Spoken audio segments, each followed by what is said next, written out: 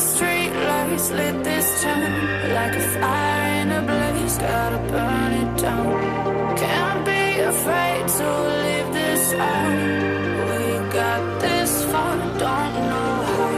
I see danger in your eyes.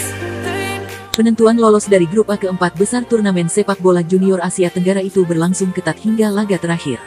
Dari 6 tim di grup itu, hanya Indonesia, Vietnam, dan Thailand kini yang berebut tiket semifinal. Filipina, Myanmar, dan Brunei sudah tersingkir. Vietnam kontra Thailand akan bentrok di Stadion Madia, Senayan, Jakarta, sedangkan Indonesia versus Myanmar di Stadion Patriot, Kota Bekasi. Mengingat sangat menentukan dan untuk menjaga fair play, kedua laga itu digelar secara bersamaan, Minggu, tanggal 10 Juli tahun 2022 pukul 20 waktu Indonesia Barat. Vietnam memimpin klasemen dengan nilai 10, disusul Thailand 10, dan Indonesia 8. Menjelang duel penentuan semifinal itu, media Vietnam, Zing News, menyebut timnasnya lebih beruntung karena unggul selisih gol dari Thailand. Bahkan, Garuda Nusantara disebut sangat potensial tersingkir. Jika Vietnam versus Thailand imbang, keduanya memiliki 11 poin. Namun, Vietnam tetap unggul selisih gol dari Thailand, yakni plus 9 berbanding plus 6. Pada titik ini, ada dua kasus. Yang pertama, jika Vietnam dan Thailand imbang tanpa gol, lalu Indonesia menekuk Myanmar, maka Thailand yang tersingkir, tulis Zing News. Kasus yang kedua, lanjutnya, jika Vietnam versus Thailand imbang dengan ada gol 1-1 maka Indonesia akan tersingkir berapapun skor kemenangannya atas Myanmar. Alasannya, lanjut Zing News, dalam turnamen Asia Tenggara ini, jika ada beberapa tim memiliki poin yang sama, maka urutan prioritas penentuannya adalah head-to-head langsung, selisih gol, dan jumlah gol yang dicetak. Sebelumnya, Indonesia bermain imbang tanpa gol melawan Vietnam dan Thailand. Oleh karena itu, jika melihat catatan head-to-head antara ketiga tim tersebut, tim Merah Putih kalah alias tersingkir jika Vietnam versus Thailand imbang dengan ada gol.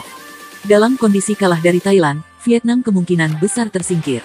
Sebab, pada titik itu pasukan besutan Din Denam hanya bisa lolos ke semifinal jika Indonesia imbang atau kalah melawan Myanmar. Akan tetapi, media Vietnam sangat sadar hal itu sulit terjadi karena menilai Myanmar bukanlah lawan sepadan bagi Indonesia. Myanmar hanya lebih kuat dari Filipina dan Brunei, dua tim yang belum mendapatkan sebiji poin pun di Piala AFF U19 ini. Kriteria lolos ke semifinal yang disampaikan media Vietnam itu berbeda dengan aturan atau regulasi yang pernah diterapkan di Piala AFF U19. Dalam situs resminya, AFF tak melampirkan dokumen regulasi turnamen untuk tahun 2022 ini. Yang ada hanyalah regulasi Piala AFF U19 2016. Tidak jelas, apakah regulasi 6 tahun lalu itu masih berlaku sampai sekarang atau sebenarnya memang sudah ada aturan terbaru.